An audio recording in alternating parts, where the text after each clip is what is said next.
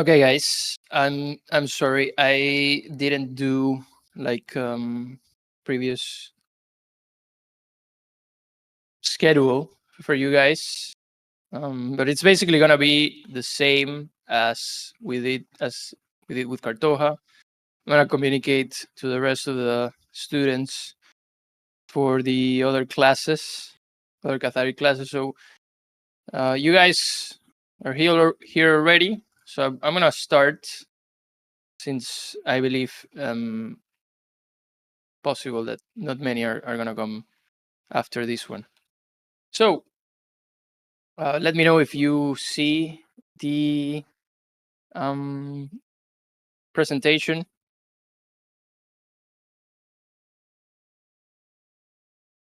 Yes. Okay. Welcome to Paragon's Academy.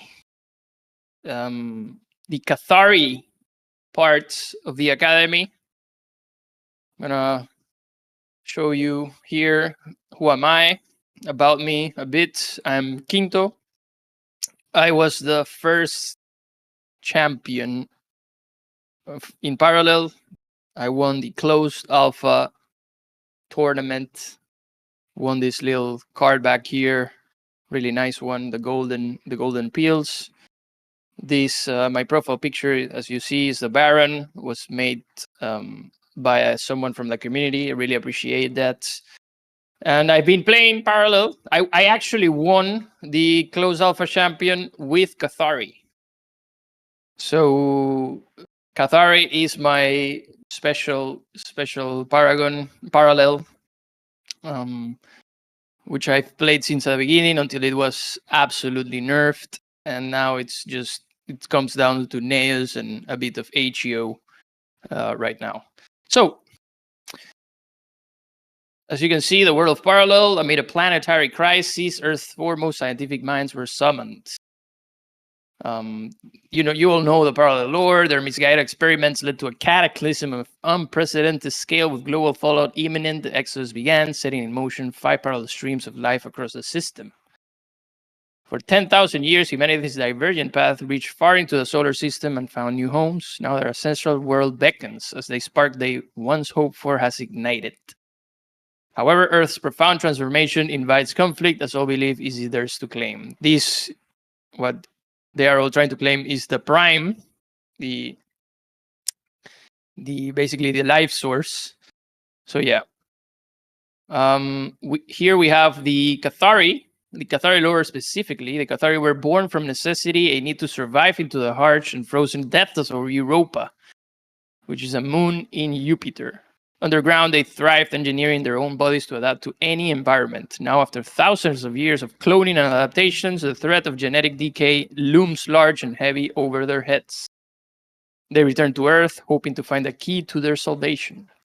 So yeah, basically the Kathari are clones, and that's all about the gameplay. It's all about cloning and doing cloning stuff and basically buffing themselves. This has a lot to do with what they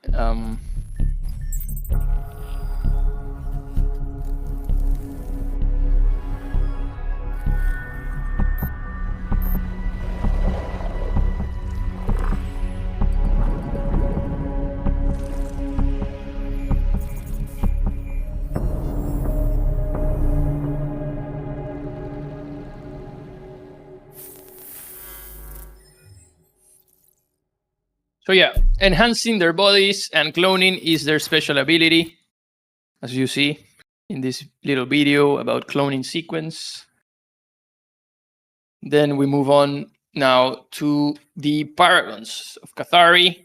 We have HEO, Neus, and Cipius, each one with their unique abilities and unique things to do. We have HEO, which basically HEO, the Exalted Hydralist. So to look a bit more into HEO, we go to the card. It's an 8-cost card that when you play it, if your deck is empty, create and play HEO's Etherant with Evasive and the sum of all attack, health, and keywords of units in your waste. H's Iterant immediately attacks the enemy. So as you can see, the keyword here is muster, an ability that triggers when a unit is played onto the field. So this is going to happen. She's going to summon this H's Iterant, as you can see here. This beast, which has evasive, which means it's another keyword that the Iterant has, not issue. An evasive card's attack cannot be blocked by defender units, so it attacks face right away. And as you can see, it starts as 0/0, but when you have, like, in order to play this ability, the most important part of it is to empty your deck. So as you can see here, that's not showing the card. The passive, the first time each turn a friendly Kathari unit enters the field, waste the top card of your deck. So every time you waste play a Kathari unit, specifically a Kathari unit, you will waste the top card of your deck. So what's H all about is basically playing anything, any card that waste cards. There's a couple of them. We have the Alkaline Hydralist, which when you play it, you will waste the top card of your deck on top of the passive from HO, so you will waste 2 cards. You also have the most important card in HO is the Ancient Subjugate, which every time you play Kathari unit, you will waste a top card of your deck and you will buff a unit. So in order to play HO correctly, you really need to try to build a board, sustain. The Ancient Subject is really good at it. It will buff your other units. You buff them in a way that they can stick to the board. You can essentially control the board with the Ancient Subject and buffing your other units, doing good trades to maintain yourself, so you can get to that turn 8 where you can play HO without any cards in your deck. So another important card in HO would be the Triumph of Europa, since it wastes I believe 2 cards from your deck, and then you play the units from the waste, which also trigger the HO passive, furthering down the cycling of your deck, which is it's your end goal. This is an OTK deck where you just focus on wasting the cards in your deck, trying to sustain with a big board and doing effective trades. Currently, we had last week in the qualifiers. In last week in the YGG qualifiers, there was an Omega who has been playing HO, and he reached the top 8 with HO. So essentially, that's the focus of this deck. OTK, but you really need to try to not die, basically. I'm playing HO and managed to climb Diamond 1 with it. It's so satisfying to play, yeah. I mean, OTK is always super good and usually super nice to play and really fun. So yeah, that's what's HO all about. Currently playable in the meta. Since you have Universal, Universal is really slow, so it tends to fall behind in doing the kill before HO can do its OTK. So yeah, I really want to play HO now. Awesome. So we have Neus Valorous Alpha, which what you have to know here is that it's passive. At the end of your turn, if a friendly unit deals combat damage and survive, that unit gets +1/+1. So basically, when you attack with a unit playing Neus, you don't need to have Neus on the board. This will happen globally. Right now, Neus is the meta Paragon for Kathari because of this. Because you can really build a board and develop a board, buff them while attacking. You play, but you really need to do damage. You need to do damage with a unit. It's not like you have a 0-cost unit and that doesn't do damage. It won't buff. You need to do damage. So yeah, let's take a look at the card. It's a 4-cost, 3 with 3/5. 3 attack, 5 health. And on attack, when you have Neos on the board, when it attacks, it can buff up to 3 other targets, 3 other friendly units, +1/+2 this turn. So this is really good when you have a big board. If you can play Neos to basically buff your other units and just have a strong body there in the field. So Sepius Magnus Alpha is the forgotten Paragon, which was once the pinnacle of this game. This was the strongest Paragon by far.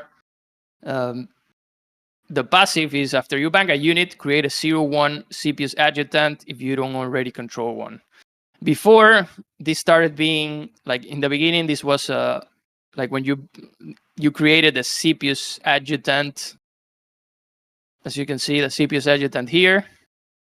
You created a 1/1, then they changed it so it became like you created a 0/1, and then on the next turn, if you banked again and this survived, it would buff to 1 attack, and then so and so. Like each time this survived, it will continue buffing each time you banked. But now it's just a 0/1 unit, and the active ability of Sepius, as you can see, is a 5-cost 3/3 unit. The muster is trigger all muster abilities that you have activated this game with targets chosen randomly. So there's many musters in the game that you can activate, that you could play in this deck and activate it. You have Akara, you have Magna, you had the Galian Recombinant, you had the 8 Palm of Gali, you had the Black Market Fixer. If you played Cunning Diplomat also, that was a nice muster to trigger. You had many other cards that activate their muster. Wong, for example, that was a nice one. It's still a nice one. So the main thing with Sepius has always been the fact that it can do this, activate all monsters, but also the Sepius Adjutant works in such a way that with relics like the High Release Chamber, when it used to cost 1 instead of 2, was really, really good because you could ramp the whole game by sacrificing your Sepius Adjutant and gaining 1 energy. But now that it costs 2, it's a little bit more complicated because you can't, like, Kathari is all about tempo, as you can see here, tempo driven.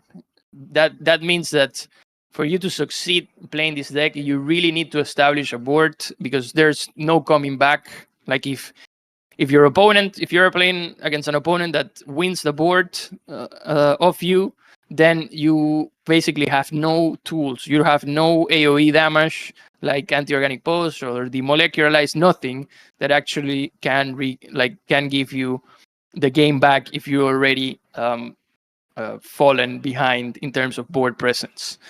So that's why Sepius is not played so much now, because it doesn't have the ability to really ramp it up and give you that advantage needed in terms of board presence, especially because also the Sepius Adjutant doesn't buff. So the only solution here has been playing Neos, which is the one that can develop real good board advantage because you can buff the units and you can overwhelm the board. Essentially, you can even with a peasant Neos deck, you can beat a meta deck, like a full meta deck. So yeah, first move advantage, same thing. You really want to start first, dropping your early units. You want to go first. You want to drop something on turn 1 and get the ball rolling. And yeah, get to control the board in the early game. You really, really want to focus on this and controlling the board early game, having board presence. So let's move on to the alpha set. The core cards in the first turns, the Valorous Striker, a great card to play, the best card to play basically in the first turns, because it's a 1 cost, 2 attack, 2 health. You need that. On top of everything, you buff it if you play it more Belarusi strikers. They each gain +1/+0 if you have 2. And then if you have 3 on board, they get +2/+0 and evasive. So they can essentially clear anything if there's a defender. You have the Mercenary Gunslinger, another great card. You usually don't want to play the Gunslinger in turn 1, but sometimes you will have to do it because it's just something to have in terms of board presence.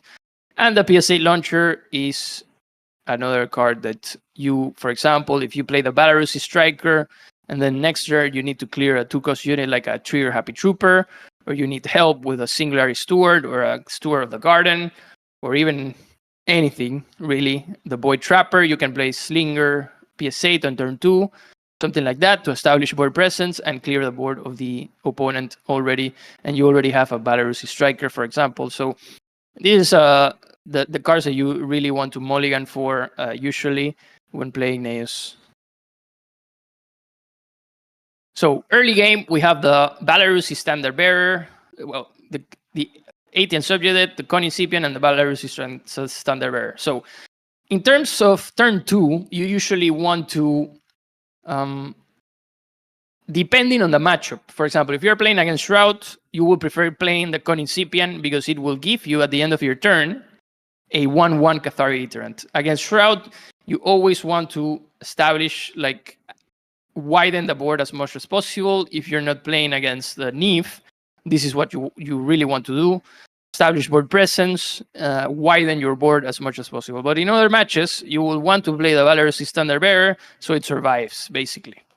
Because it has a 1/3 stat line that essentially, if it sticks to the board, then you can combo it with, for example, on turn 3, if you like, you could play the Conincipian, it will come as a 2/3. The end of the turn Iterant will come as a 2/2.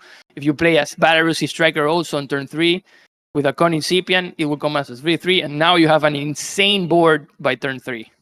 So this is a card to consider in playing on turn 2. And I also put the Aetian Subjugate here in terms of early game, because early game is all about creating that threat where your opponent has to react. You really want to put them in a situation where if they don't deal with your threats, they're gonna get cooked insanely fast. So the Aetian Subjugate, what it does is that if a friendly clone enters the field, so it's a clone. There are universal clones that you can play. For example, the Defiant clone. You could play it alongside the Aetian Subjugate and get the buff. Target unit gains +1/+1 and waste the top card of your deck. This is a card that I was speaking about in Asia. Super important. One of the most important cards in Asia, because this can really, really start cycling your deck to get you to an empty deck and play, and you will be able to play Asia. So the Aetian Subjugate is really good in Asia. In Neos, it's also super good if you manage to drop it early. If you're going first, you drop this thing first. For nobles, I'm going to talk about that later on. The little combos that you can get with the Tabula Rasa, for example, because it's a 0 cost, you can play this and the Tabula Rasa on turn 3, get the buff from the Tabula Rasa, or on turn 2, play the Belarusi Standard Bearer and the Tabula Rasa to get the buff too, to get it buffed to a 1/2 stat line. So yeah, early game, this is your core. These three cards. Core cards mid-game for Peasant Alpha. We have the Formatician's Exalt, which is a card that essentially gives you draw and also has the ability that after this enters your waste from anywhere other than the field, create a 1/1 Kathari Iterant. And its monster is draw 1 card. So this card is good paired up with the Aetian Subjugate, as you can see, because if the Aetian Subjugate wastes the Formatician's Exalt, you will get a 1/1 Kathari Iterant, which also will give you the buff from the Aetian Subjugate. So this is really important. This is a really important mechanic that can actually happen and happens. And when it happens, it's a huge tempo advantage because you get another unit, you get a buff, and you can start dominating the board and getting away with it. We also have the black market fixer as scorecards mid-game for the alpha set, because the black market fixer essentially deals with any sort of threat, like a buff Bannerman, a buff Steward of the Singularity Steward, for example. It can deal with the Augencore Juggernaut tokens. It can deal with a Primea Conduit, which is a 1-cost that can buff itself into infinity. So yeah, the black market fixer is a staple in many decks, usually very used alongside the field. And also, as you can see, this has synergy. This had great synergy with CPUs, especially because you could trigger the musters of the black market fixer again, clear units that you would rather not have in the field. And we also have the crew boss, which Igneous Peasant is really good, because this is a card that has strong stats. It's a 5-cost 4/4 card, strong stats, and you usually will have a big board. And when you're in that situation and you drop these crew boss, that's practically overkill, because it's going to be very difficult for your opponent to deal with it. You will be essentially buffing your units, and if you want to trade with your units already in the field, they will get the buff with Neos at the end of the turn. So effectively making your board insanely strong. We have technical cards here, which are also effects and are really used actually right now in the meta. The Synchronicity, specifically, not the Genetic Correction, but basically Synchronicity, play a copy of target non-Paragon unit. You can copy basically any card except Paragons with this card. So, for example, if your opponent plays an Honor Steward, and you're playing against Shroud, and they play an Honor Steward, you play this Synchronicity on the Honor Steward, so you get an Honor Steward, which will banish their Honor Steward. You get your unit back, and their Honor Steward won't come back because you don't have a Singularity. So this is a huge tempo advantage. However, you have to be careful, because right now Shroud is playing cards like Adira, which steal from your top 3, and if there's a Synchronicity in there, they can play that Synchronicity on their Adira and get another Adira and steal again from your top 3 cards another card. So practically your biggest counter is that Adira in Shroud. But you can also copy a Wong. You can copy cards from yourself that you will want to use their muster again. For example, a combo with a Kara, where you drop a Kara, you use Synchronicity. This is more advanced stuff when you're playing different legendary cards, but usually if you're playing against a Wong, for example, you can copy that Wong. You can copy the Honor Steward, as I said, is the most iconic play with a Synchronicity. But essentially it's to counter anything that your opponent might play. If you're in the mirror and they play a Magna, you will probably want to use this on their Magna, so you can regain board control. It's not the best trade-off, but it's something that can give you that tempo advantage, because the Magna that you copy will essentially clear their board. So it's a card more to react than to play offensively, but you can also combo it in a way where you can play it offensively and really get an advantage from it. So we also have Genetic Correction, which was really used as a tech card in CPUs mostly, because you could just trigger, basically transform target enemy unit into a copy of target friendly unit. So with CPUs, as you are creating an iterant, you could use this card to just transform an enemy threat into your CPU's token. So that was really good. It is a bit bugged, because, for example, when you did this to a Nehemiah, for example, the Nehemiah would retain its attack. So it will be a 7-1 unit. So people stopped using it because of that.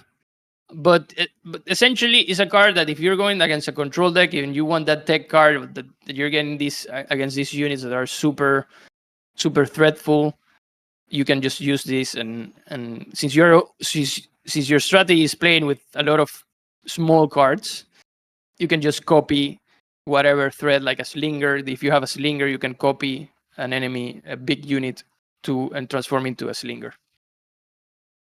So yeah, let's take a look at the Neos Peasant deck from the alpha set that we have here. We have the Gunslinger. We also include the Shielded Assassin because it's a 1-cost card with 1/1 stat line that doesn't die to effects. This is really good against Shroud specifically, because Shroud doesn't play Gunslinger usually, and won't be able to kill you with PSA Launcher or Life Cipher or any other effect that they have. So Shield Assassin is really good against Shroud. If you play it early on turn 1, you start attacking with it, they will have a lot of trouble dealing with it. But against any other parallel, it might become a bit difficult because it's a 1/1, and usually every other parallel plays a Slinger and can kill it really easily if you don't manage to buff it. You have the Belarusi Striker, which is practically your best card to play on turn 1. Because it's a 1-cost 2/2 stat line, as I mentioned previously. Then the Conincipian, the Standard Bearer. We also include here the Vengeful Ally, since you're going to be trading and probably going to end up killing some of your units on the trades or tokens, for example, the Conincipian, and you will be able to buff this Vengeful Ally. This Vengeful Ally is included in the alpha set because it's a card that can fill up the deck. You are not playing legendaries or noble or rare cards, so it's just a filler in terms, because the Vengeful Ally can die to the Black Market Fixer. If you manage to buff it, it can just die to the Black Market Fixer, and then you essentially buff the unit to a place where it can die easily. The ATN Subject, one of the core cards that we mentioned previously. This is really good for building up the board, making it stick, which is the most important aspect of the subject. If you play it early, you're going first and you play it early, you basically force your enemy to deal with it. And if they don't, you can just drop a lot of... You can, by turn 4, if you play 18 Subjugate, and then by turn 4, you can drop another Standard Bearer and a Conincipian, you will get a board that's going to be ungovernable, basically. So you really have to think in terms when playing Kathari. You really want to save. You don't want to have a hand that is full of expensive units. You want to have that versatility of always dropping, being able to drop a lot of units in one turn to overwhelm your opponent, because they can only deal with so much. This deck doesn't. This game doesn't have too many effects that can deal with whiteboard damage. I mean, they have, but it's a bit tricky, and it's usually later in the game. So if you're early and you by turn 4, you can drop two Belarusi Strikers and 1 Conincipian, for example. After you played an 80th Subjugate, your board will be insanely difficult to deal with. One of the combos that was done previously, and it's also what I would call a filler here in the Peasant deck, is the Scene Triple, because that's another thing that you can do. You can play the 18th Subjugate turn 3, and then save your Scene Triple, which basically summons a lot of 3/1 Iterants into the field. So each one of them will trigger the effect of the 18th Subjugate, and you will essentially get 3/1 buffs that you can distribute however you want. And they have Defender too, so it's really good when playing against aggressive decks. And also, if you're playing against Shroud, if you manage to do this little combo here, you will be able to overwhelm them to a point where it's gonna be very difficult for them to deal with this board. We also have the Black Market Fixer, another card that I would say it's necessary to deal with cheap units that buff themselves. We have the Formatician's Exile, since we're playing the ATN subjugate, and we also want a filler here, I would say, where you can trigger its effect and get that extra tempo that's really beneficial if you have an ATN subjugate in play, or just to draw cards. Then we have the Valorous Cohorts. We run one of them because this is a card that is a 4-cost 4/4 unit that gets a 2/2 token at the beginning of your next turn that attacks immediately. So if you manage to stick the Valorous Cohorts, you're gonna be in a good position. And this unit also triggers if you have an ATN subjugate in play already and everything sticks. This basically will trigger the effect of the ATN subjugate, and you can buff it and you can attack with a 3/3 unit, for example. Then we have the Crew Boss. As I was saying, this is a deck that you want to always have a board up of a lot of units. So the Crew Boss is a perfect addition here to just buff them all and give you the ability to trade efficiently and buff with your nails passive at the end of the turn, and effectively setting up. The idea here is to get so much tempo that at some point in the game early on, you will be able to do lethal damage to the face quickly. And the PSA Launcher is another tool that's basically included in every deck in parallel, because the PSA Launcher is super good.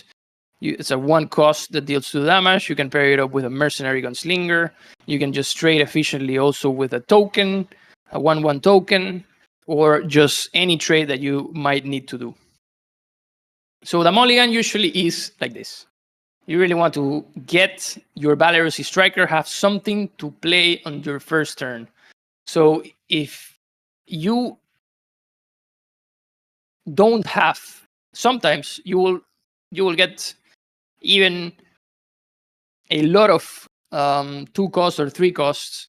You don't want to keep anything unless you have a 1-cost unit. So you will sometimes have to mulligan very hard and redraw everything to just get your 1-cost unit, because it's super important in Naos to have something to play on your first turn.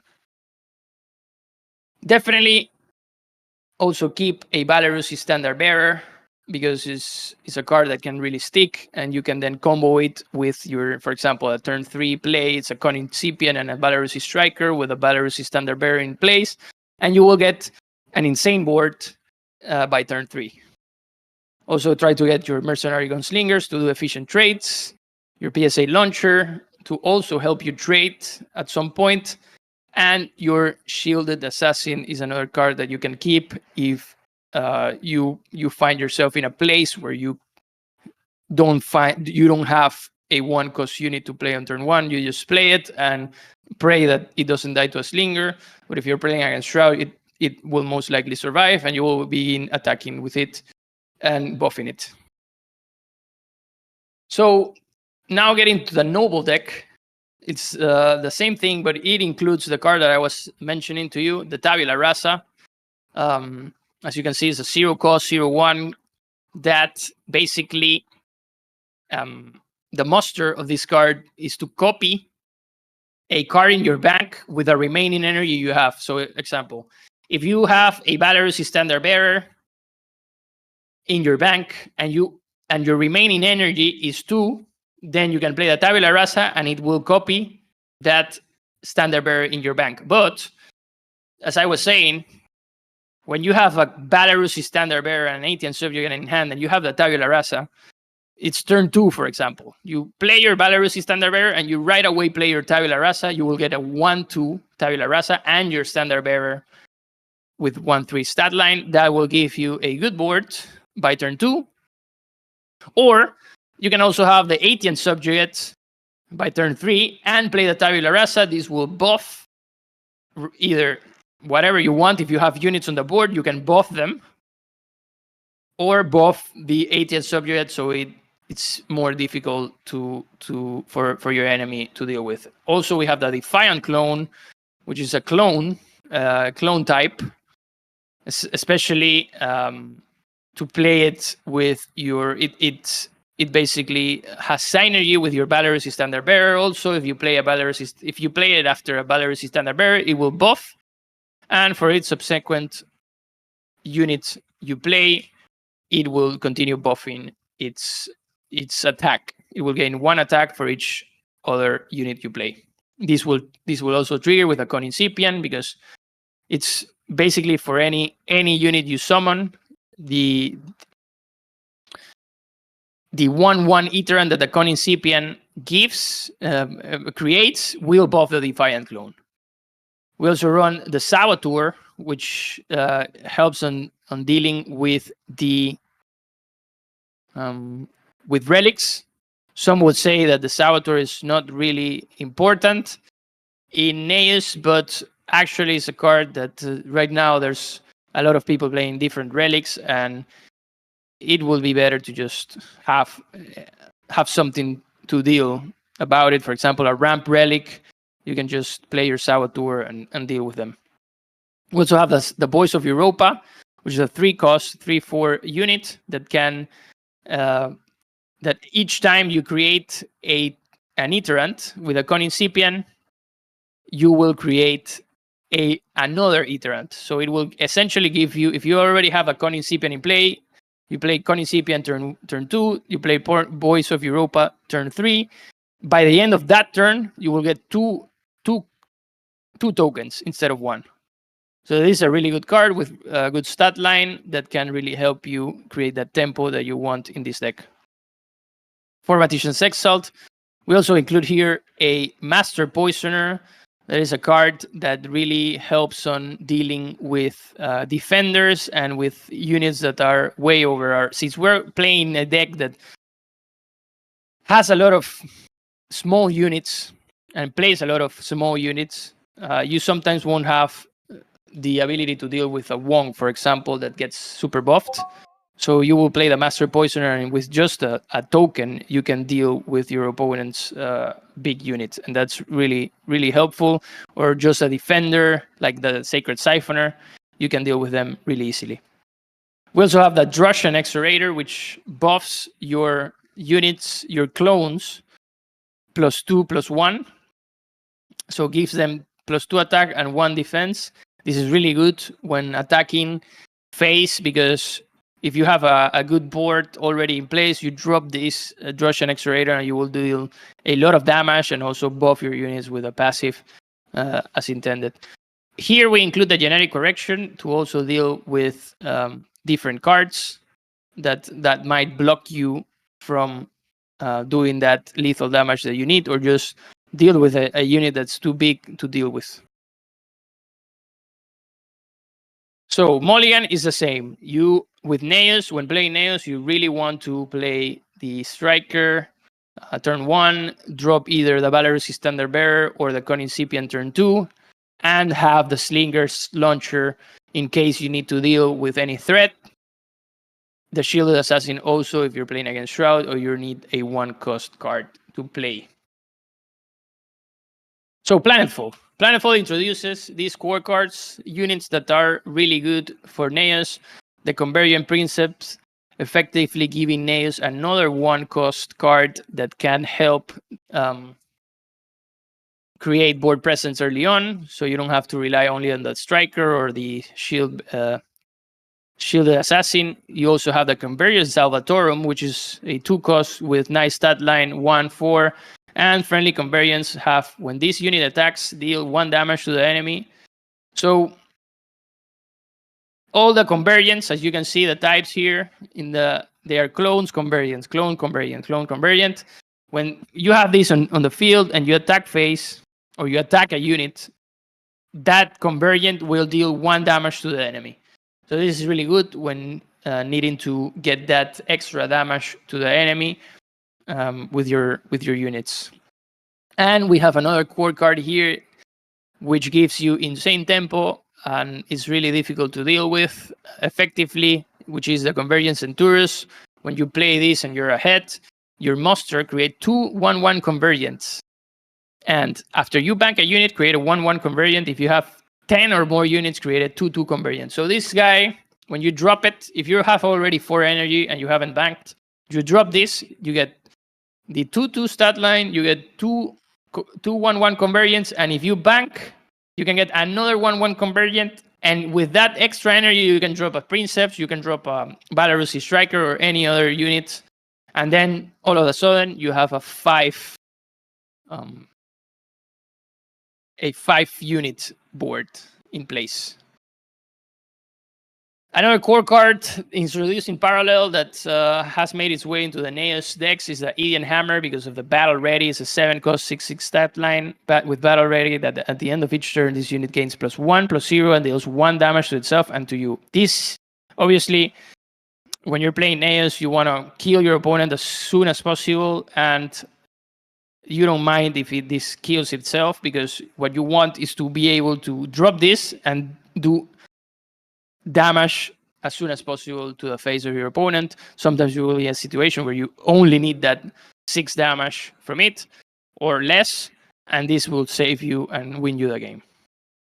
So, the Neos Peasant deck for Planetfall. We have the Gunslinger, Shield Assassin as before, Belarusi Striker, same setup here. The Convergence Salvatorum is a nice card to drop turn 2. If you use the only option you have, for example, you usually want to save it for when you have better units or convergence. But this is a card that, since it has good stat line, and you start attacking with it, you will get buffed. It will get buffed. And all of a sudden, you get a 2/5, then a 3/6, and it becomes a unit that is really hard to deal with. So yeah. We have the Con Incipient as before, the Standard Bearer, the 18 Subjugate, same mechanics about buffing. And also the Centauros. The Centauros here, if you drop it after a Belarusi Standard Bearer or after an 18 Subjugate, then we're talking about big buffs on your board, a big board with big buffs. And this is what you want. You want to make you want to put yourself in a place where you can do these combos. If you need to clear units from your opponent, so your 18 Subjugate or your Belarusi Standard Bearer can stick, and then play the Centauros in combo, you're going to be in an advantage position that is going to be really difficult for your opponent to deal with. And also, this Convergence Centauros is a unit that you can play by itself and also make a statement on the board, because you will have, if you play it on turn 5, you will have 4 units on the board, or 5. If you play it on turn 4, you will have 3 units. So it's essentially like this card seeing triple, but way better because it's a unit that has 2/2 and other 2 units that has 1/1, and that you can also get a third 1/1 unit plus a card that you can play, and suddenly you have a 5-unit board, which is really good. We have the Indictus also, which gives +2/+0 when the adjacent units attack. It's really good for damage if you need to clear stuff. We have the Krubos, as mentioned before, as a unit that can just buff your whole board when you establish board presence. The Idian Hammer, we run 2 Idian Hammers to just have that extra lethal damage if we need it. We run the Seeing Triple also, and the Synchronicity as, I would say, tech cards, because we want to field these peasant decks, which we're not playing the other powerful rare cards that are usually played in this deck. So the matchups. Earthen is our worst matchup because they can really stall our game really early on with their defenders. That's why we include cards like the Master Poisoner. We include cards like the Genetic Correction to deal with their defenders that are really difficult to deal. And yeah, Markolian is usually a not so bad, but I would say they have the ability to beat us in terms of tempo. I would say now that I look at this from a different lens, I will move 1 second. Uh,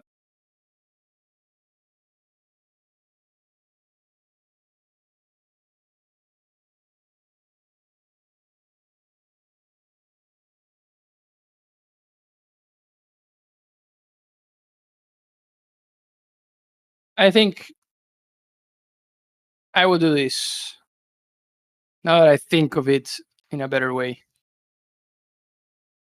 So the reason here of doing this is because Augencore has usually plays the workshop.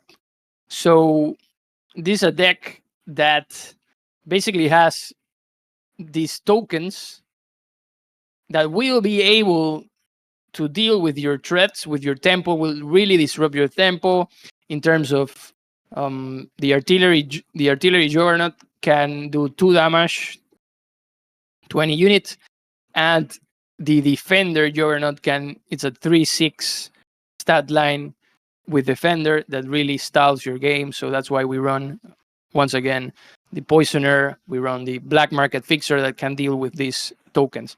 The Markolian matchup is okay in terms of like 50-50. If they go with insane tempo, then you can't do anything about it.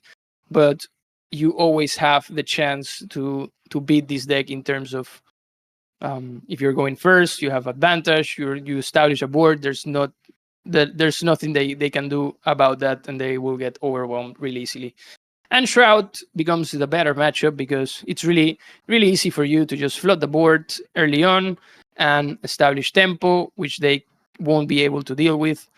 They will have to get a very good hand in order to actually stall your game in terms of removals, in terms of units that can, like if they manage to make a Singularity Steward stick and they have life siphons and slingers in their hand, then they are in a good position. But if they get a heavy hand, they're gonna be having a lot of trouble to deal with your units and board presence.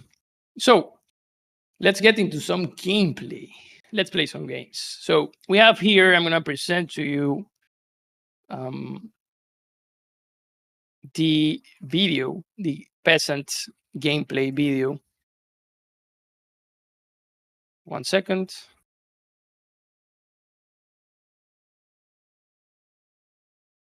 For you to see.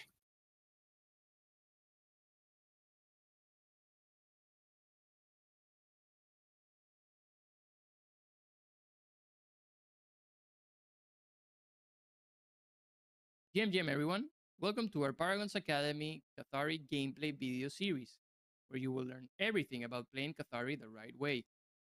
In this video, we will be featuring the Neus Peasant Alpha Set deck. You can find the deck code in the description below. Hope you enjoy and learn a lot. GM everyone, I'm here.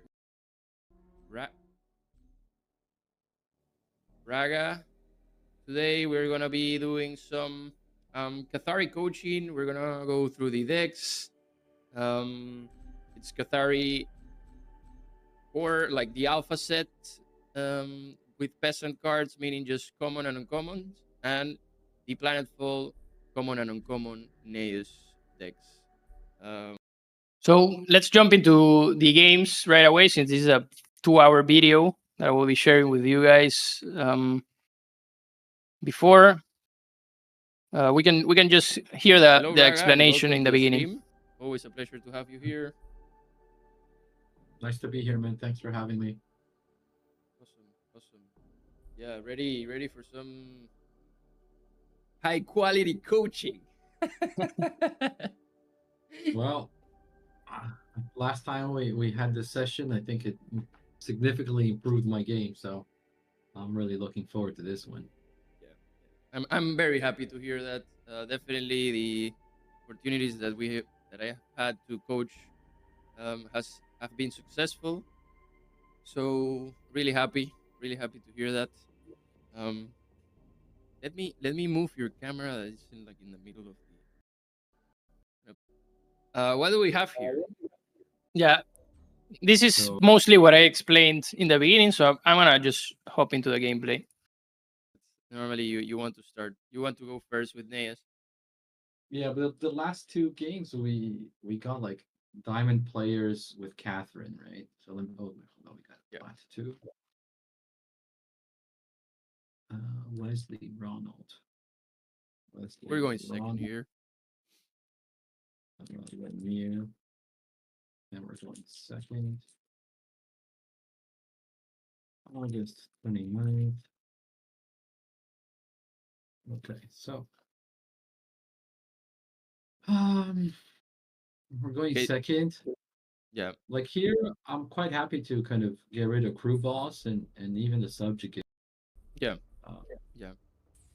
but happy to keep everything else. Definitely. Definitely. Here we want the slinger to play it against the token. We want the PSA to deal. Yeah. Confirm. To deal with that, whatever he drops on turn one, and also have the opportunity to play the shielded assassin too. So I'm thinking this is turn one, this is turn two. Yeah, I like that. I like that. Definitely, um, definitely putting the opponent in a situation on turn two where they have to um, deal with two units. In this case, we just kill the machinist and then drop the other two. What we want The to banks bank here, definitely, I would say it's the crew boss, because it's the something that we're not gonna use in the near term. for a long And while. yeah, and yeah. So bye machinist. Yeah. The like the other option here would be to play the slinger in order to build it up, but the fact that he might play a slinger against us might be a trouble. So here we don't give him a chance to do that. And we just end the turn. Interesting, the CPN here. Um, we definitely want to use a slinger to kill that token, and then also drop the assassin. So in here, usually playing Kathari and this type of quick decks, the best is always to like keep cheap stuff in hand to just be able to drop them at the same time. It's a way to throw your opponent out of balance. So yeah, I think we go here with a slinger onto the token and the shielded assassin. Do we want to bank? Um, do we want to vaccine triple? I mean, what's our next turn here? Um, would we be playing the subjugate? So at this point, he can't kill our units. Um, and in this situation, we definitely like we could think that, okay, let's save scene triple in case the subject survives, for example. But like if the subject doesn't survive, then the vengeful ally and the incipient are better plays. So I would say bank the scene triple and play the shielded assassin. In the end, for 4 cost, vengeful ally and incipient are way better than the scene triple. It's practically two more stats in terms of health. It's interesting here that we got that PSA because we can also go with a little combo here if we need to. If we need to play a 2 cost unit and the PSA, for example.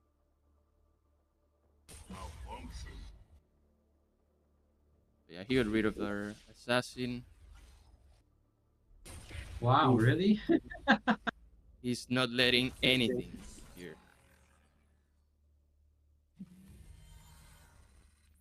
But yeah, definitely.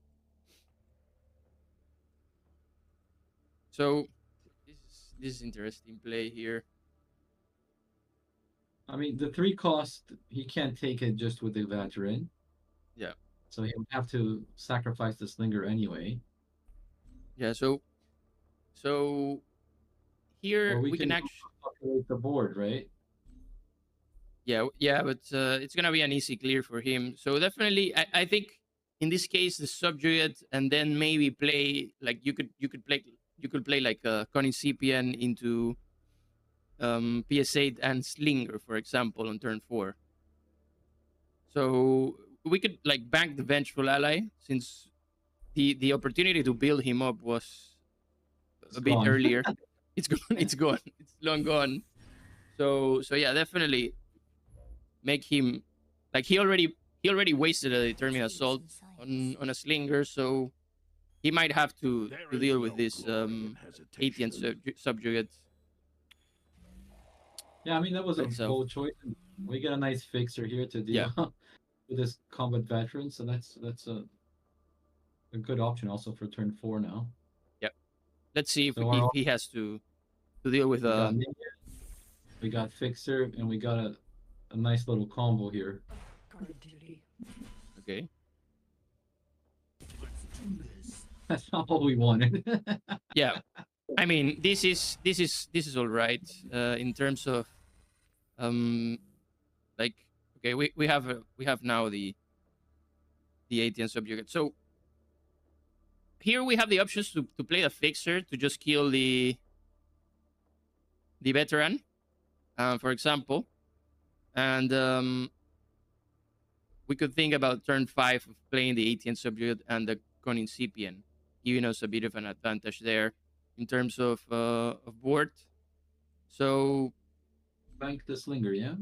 y- It's better to keep the PS8. yeah, I say we could bank the Slinger in this case, and in any case we just have a better option here to just deal with a board. So drop the fixer,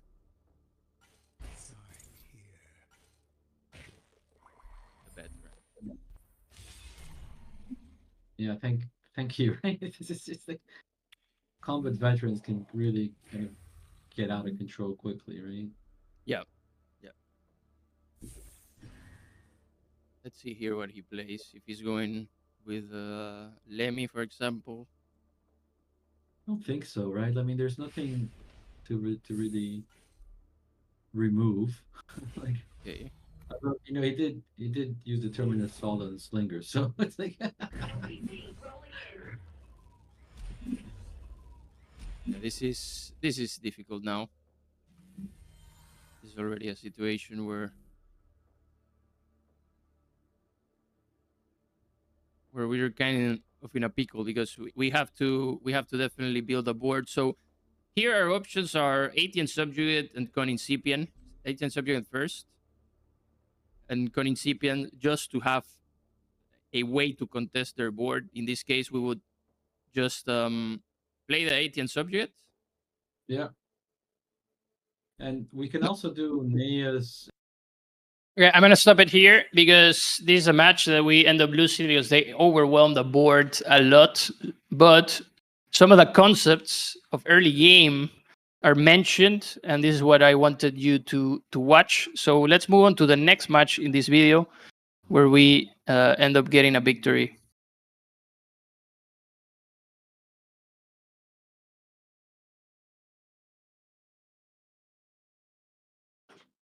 The guy's rank, did you? Yeah, he's Platinum 3. Okay, perfect. We were going first. Definitely, we can get rid of the expensive stuff. Um, and see what where we go from here. And Good. it's called 1,000 all our vengeful allies. Okay, so definitely, since we're going first and we have a bunch of vengeful allies here, I think we can bank one of them because Okay. that for like we're thinking here that we're on the play, so we might be out of cards at some point. So that formatician exile might help, and since we have a lot of repeated cards, definitely banking one of the vengeful allies won't hurt. Like his name is really small. What is it? It's tilt what? It's tilt. Um, the guy Right. from Tilt and YG setting up. So the good thing here is that if he wants to deal with that striker, okay, Shielded Assassin is good. In this case, we could think like definitely banking, like we could think about banking the Formatician, for example, because we would have a good turn 3 with another Vengeful Ally and the Shielded Assassin. So I mean that's an option, definitely. But if we run out of stuff, like Yeah, I we mean, might, as long if turn 4 we play Nayas, we kind of recover a bit on the yeah, cards. that's Yeah. true. That's true. So let's bank the Formatician in this case. I mean, we have more. At this point, we're I think we couldn't say like an advantage, but definitely a good position here with that Vengeful Ally. If he wants to kill the striker with a PS8, yeah, it doesn't matter where you place it, just and I was kill just kill the shield pod here.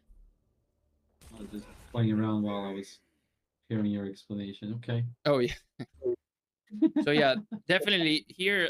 Like if he has PS8, for example, like if he has double PS8, we're cooked. But if he has only one PS8 and another slinger, then he's gonna It's be in not trouble. he's gonna buff, right? So he'll have to pick one, and he wants to get rid of the ally first.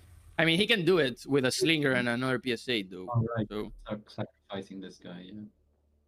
so yeah, let's see what he does here. Let's see what he does. If we get a one cost unit here, it would be great because we just dropped 3 units in one turn. Yeah. Yeah. That's gonna make him really unbalanced. Yeah. Yeah. Well, one of the nice things about playing a peasant deck is that that card's a little less scary, right? Yeah.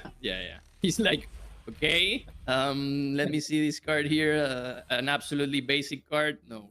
Yeah, you can And, keep it. He's like, I don't yeah. want. So here, definitely here it happened just as we wanted. We definitely want to kill that scanner probe with our striker, and I would say play 3 units in one turn. The shield, the Polish assassins, and the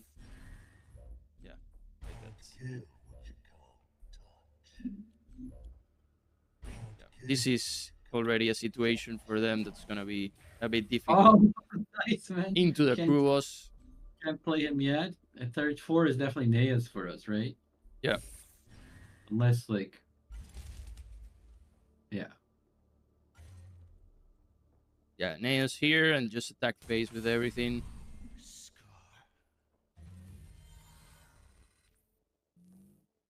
Yeah, back the PS8 at this point. We're just playing on curve. Nothing else to do. Attacking phase. I mean, the issue here is that if we get to the anti-organic pulse, we might be in a situation. But we're gonna get the buff from Neas and the crew boss, man. yeah, like this is right gonna be hugeness. He really needs to, I don't know, for 4 mana. Hopefully he doesn't drop a stealth here. Okay, he's going with a. It'll have to be the striker, I think. Yeah. Striker, and probably going with the artillery. No, he didn't. So this is actually kind of good for us, especially like. So yeah, definitely we definitely want to use the fixer here, and yeah, we'll bank the. Do we bank the assassin here, or we play and no? I think we do because we're gonna have a board here, so we definitely have the we definitely want the advantage that the crew was gonna give us later on. I don't think we're gonna lose this board. Oh, yeah, I'm with you. Okay, so let's So yeah, let's fixture the token. You attack with nails to the fixer and buff the shielded assassins attack phase. There we go. Okay. Good. This is a classic Naeus snowball. It's gonna be a bit difficult for him to remove. The cohorts here is not a bad card. I think this game things were karma sorted itself out from the other game. Ooh, that's not bad. Oh, he couldn't afford the overclock though, could he? Yeah. No.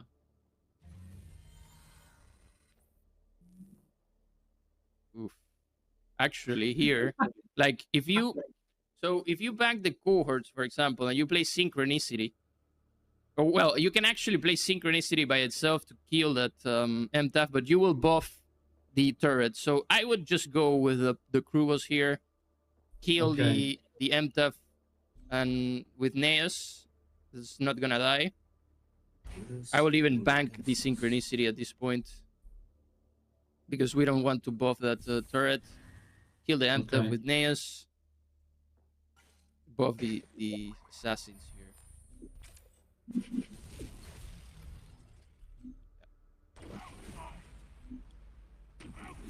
Yeah, he's cooked, man. Well, let's see. Let's see. Turn 6, he might play. What can he play turn 6? Just pausing it there. What he can play turn 6 that could cook us completely is if he played a Heartling pilot and they upcycle tech and make it so that the upcycle tech copies an AOP in his bank. So it will basically make us vulnerable in that situation where the Hardling pilot will just trigger an anti-organic pulse and kill our whole board. Still not a Sesameter, but he might play upcycle tech into Sesamir, for example. Upcycle tech with a heart linked. I mean, Yeah. there was still chance for him. So yeah, we did it. Either way, we did it. He didn't have the cards he needed.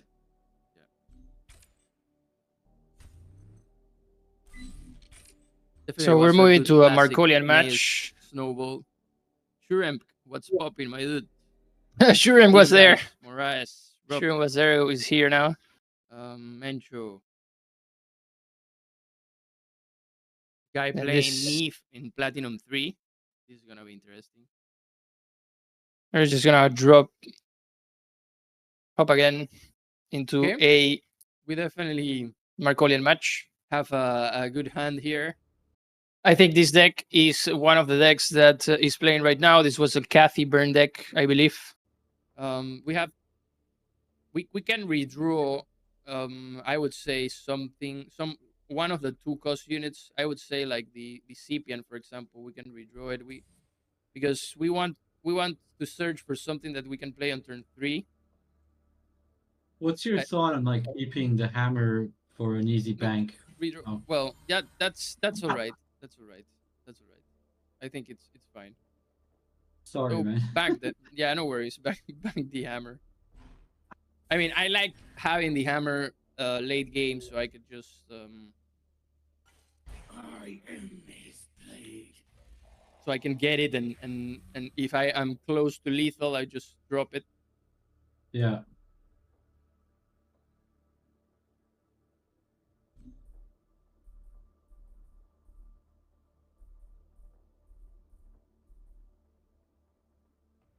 Yeah, I mean, our best turn 2 right now is the Salvatorum because of the 4 health, right? Correct. Let's see what can we do here, because yeah, definitely the 4 health helps. But it's not like the CPN here makes it so that it's more difficult for him to deal with whatever he wants to do. But definitely we want to play something that's gonna stick for sure, which is the Salvatorum in this case.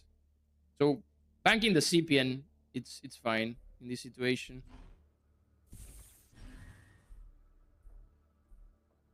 Yeah, we try it. We try it. Not right. Yeah. See what I see.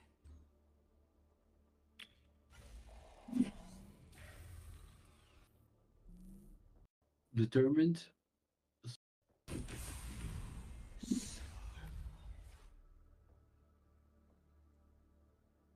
So right now, play on curve with a subjugate.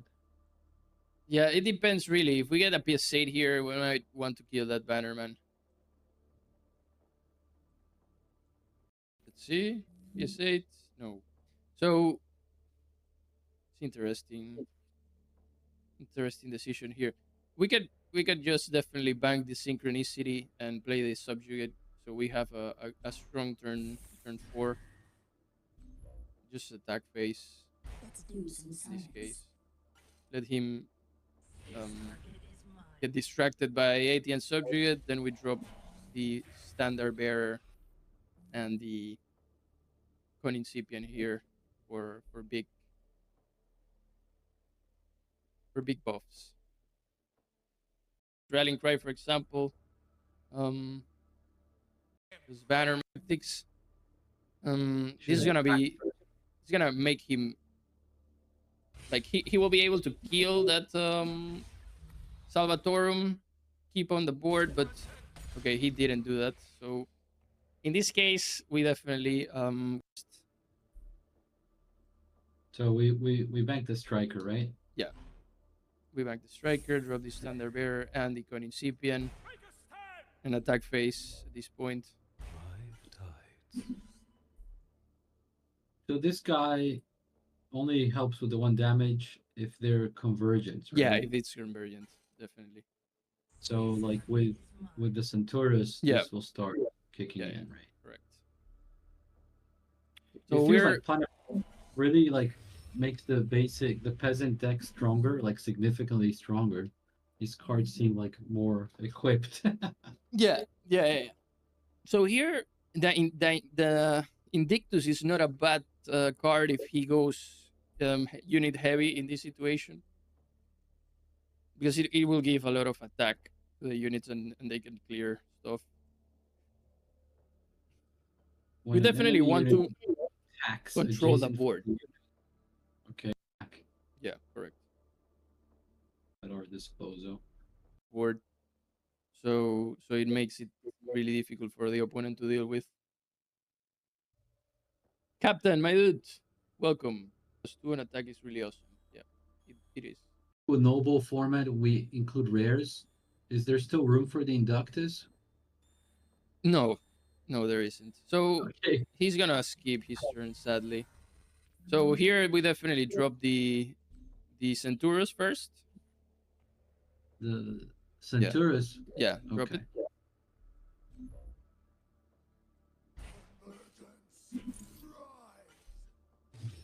Bank the Indictus. Yeah, he can see bad. Yeah. We had to be careful there though with the Cendrillon if he had played that turn. Right. Oh, 50% prime earnings. Now that's what I call a fight. All right. Let's go. Fixer Yeah. when you play against Trout. No. Because no. No. I would go like here. Since we're going second, we can think about keeping the PS8 maybe, but definitely we want to redraw. Redraw the ATN here. Yeah. Yeah. I mean, it's confirmed this time. So this is not the ideal setup we want, but it's the setup we have. Definitely, we want that PS8 to deal with that Engine Whisperer here. So we're good with a PS8. We don't want too many effects, so because we want to start playing units, so we can bank the other PS8, I would say. See, so I would have kept the Fixer, and here I probably would have kept the PS8s because they keep just dropping these Ancient Whisperers. Yeah. So this is a interesting learning curve for me here. Like, I mean, the PS8 was not a bad idea to keep though, because we can play it on turn 3. So definitely. it's our turn 2 now here because it's Shroud and Alvaro over more health of the Salvatorum. Oh my goodness. So here we definitely want to play the Alvaro because whatever he plays with a Baron, it's gonna get cooked. So bank the Invictus here. We're gonna try to set up the board as much as possible. Hopefully their stuff survives here. It's not an erasure, right? Turn 3. It's gonna be an erasure turn 3 for sure. No doubt about it.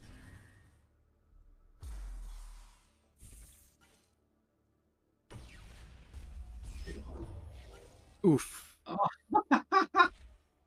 Absolutely cooked. He cooked himself.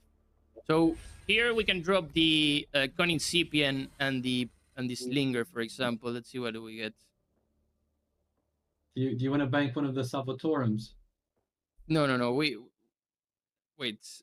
Let me see. I think Because turn 4 is going to be Centurus or Neas, right? no, because turn 5 is the ideal Centurus here. So Okay. I mean, what are we gonna play turn 4? Turn 4 can be Could be the two Salvatorums if you want. yeah. So let's bank the Striker. Yeah, we can bank the striker and play the Conincipient and the Slinger here to just try to scheme down that Baron. Try to play as much as possible, as much units as possible also. So he has to contest. I mean, the Baron's still really. It's gonna last this turn. He has one more round, yeah, but he has got one more round.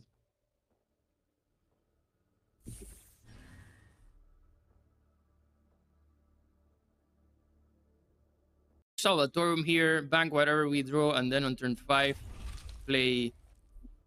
I stand watch. Centurus Erasure again.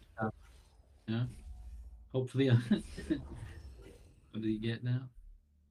Something back to his hand. He's gonna bring back his own Baron to his hand. So it survives here. Oh no. So on turn 5, we definitely want to go. Oh, he recovered our Slinger. That's interesting. Okay. So we can actually play a Convergent anyway because we got 2 now. It still puts 3 units on the board, right? And yeah, I think we can go Convergence and Tourus. The thing it's bank one Salvatorium in this case. Then if you're gonna play the Convergent Centurus.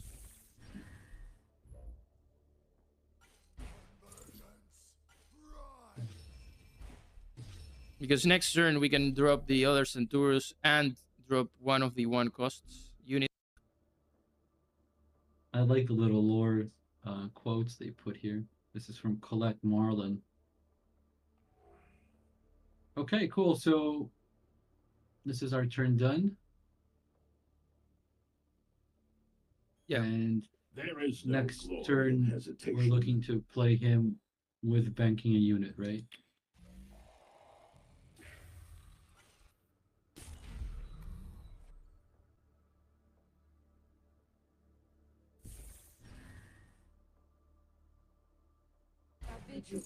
Okay. Oh, it's time for synchronicity to kick in, man. That's what we need. Synchronicity here is a good one. On my beauty. Oh man. The singularity stand. So here we wanna we can kill the Dungeon Whisperer. So we drop the Centurus here first. What if we do subjugate with Scipio and we buff this token and kill this Whisperer?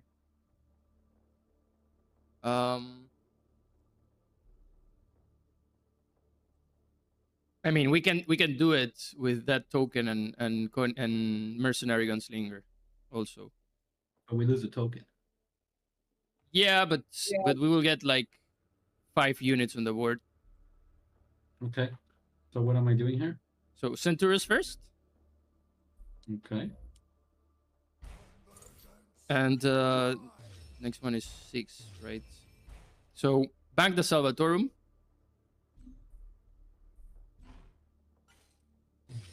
Play the Slinger on the Engine Whisper here and kill it. Kill the Engine Whisper with the other token and the Slinger. So, yeah. Now he only has 2 options here to deal with our board, and we're gonna drop a lot of stuff next. Also buffing whatever is on the board and making it so that like we can even recover stuff there from the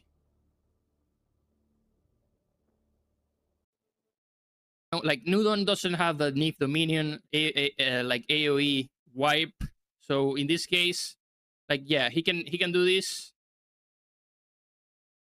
Begin buffing. Oh my god. Yeah, he had a lot of answers. Like the idea of setting up a board is that it's so that we can actually. Okay, so here we can kill the Singularity Steward, actually. What does that Honor Steward has on his... The one Centaurus. Oh, that's interesting. Okay, so let's do something. Here, play the Aetian Subjugate. Yeah. Let's do some science. Play the Con Incipient. Yeah, we won't be able to do both the Slinger here. Yeah, but we could still bank a card, right? And oh no, we have banked a card. Yeah, but it would have been better if we could get out the Centaurus first. So yeah, bank the Convergence Salvatorum here. Drop the Princeps. Buff the Slinger. Get back your Centurum, your Centaurus, the thing.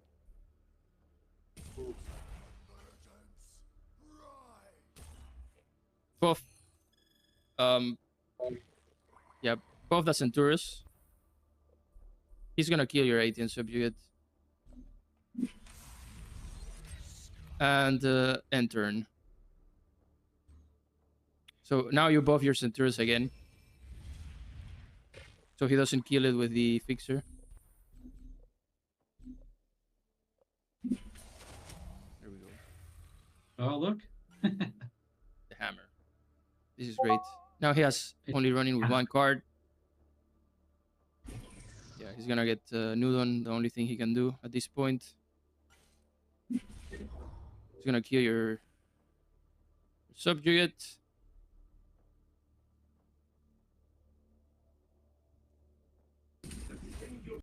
This guy. He's gonna kill your Centaurus. Okay, that's very Steward. Your CP token on the Singularity Steward. And the CPN on the Slinger. Yeah. And attack phase. And bank the Striker and just drop the.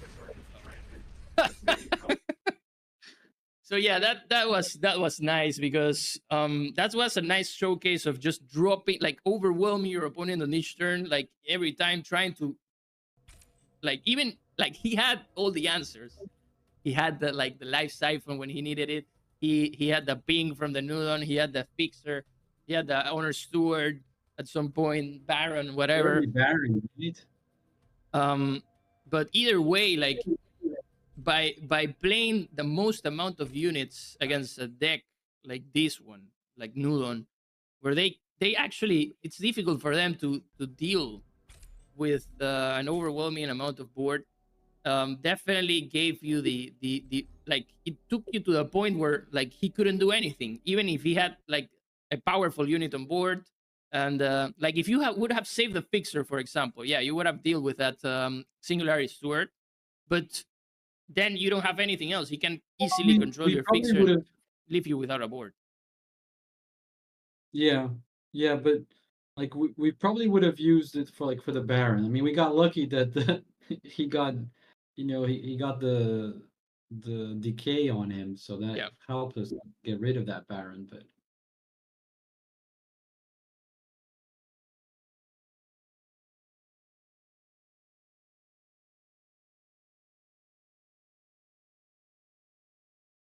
Okay, guys. I think this was enough of gameplay to watch. In some places, in some moments, we saw specifically all the things that we wanted to watch from the gameplay itself, from real situations where you will find in and how to play against different parallels. Kathari, Shroud, Augencore, Markolian, how to get out of difficult spots, also how to put on pressure and use the different mechanics that Kathari has to offer to buff your units, to widen your board. So I will be sharing with you all of the material we saw today for you to rewatch it in case you need some more refresher from it. For next class, we will be then going into the other type of gameplay where we will see the HO in the HO, the Noble Neos, and hope that this gives you a real lookout into how to practice for before next class. So yeah, essentially you saw the basic mechanics and also the basic combos and synergies that you can have, also how to play against different parallels. So this will be the end of today's class.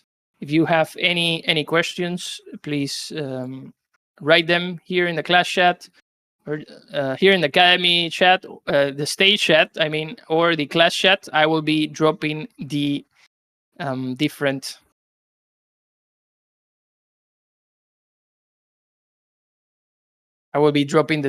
the deck codes. I will post them also in the class chat, and you can find them. I will post a link where you can find them, the deck codes. So yeah, for next class, we're hopping into the Noble Neos and Noble HEO, which are decks that, well, most likely the HEO best deck, which is already a meta HEO. But yeah, I will be giving you guys all the information that you saw today here, the videos, the deck codes, for you to start practicing with them. So with further ado, if you have any more questions, it's the end of lesson 1 for Kathari. Hope you managed to get some insights here of how to play the deck and what are the different things that you can do with this deck and how to play against different parallels. So yeah, thanks a lot for being here today. I will see you and hope you have a great practice this week. I will see you on our next class on Wednesday. So hope you practice a bit so you can get into the other part of the Kathari Academy that's gonna include a bit more stuff with the Noble decks and the other paragons that we're gonna be showcasing in class. So yeah, thanks a lot, guys. Thanks for being here today. Really appreciate it. And see you on Wednesday.